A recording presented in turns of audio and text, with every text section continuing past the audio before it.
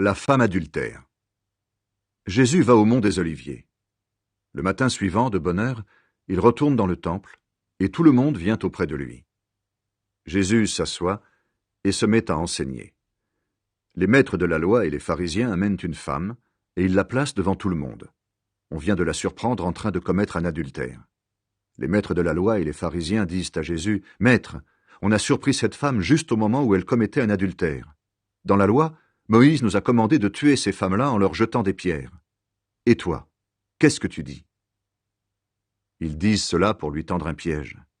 En effet, ils veulent avoir une raison pour l'accuser.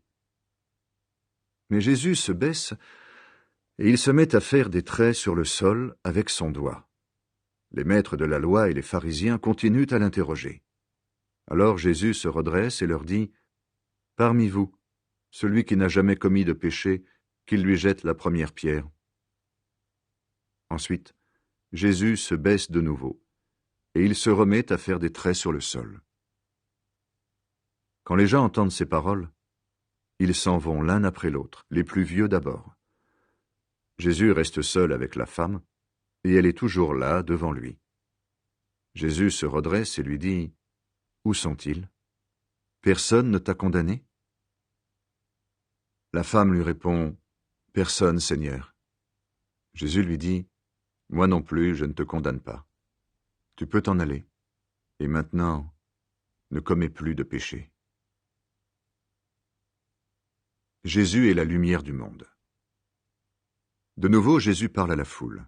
Il dit, « La lumière du monde, c'est moi.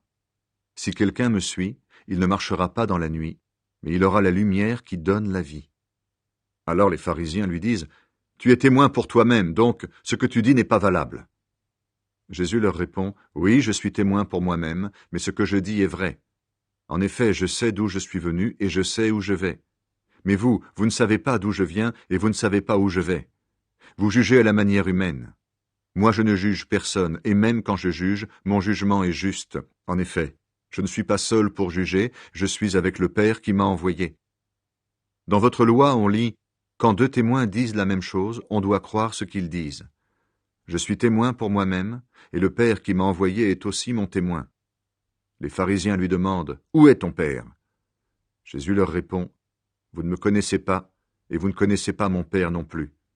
En effet, si vous me connaissiez, vous connaîtriez aussi mon Père. » Jésus leur dit cela au moment où il enseigne dans le temple. Il est près de l'endroit où on met les offrandes. Personne ne l'arrête parce que pour lui, ce n'est pas encore le moment.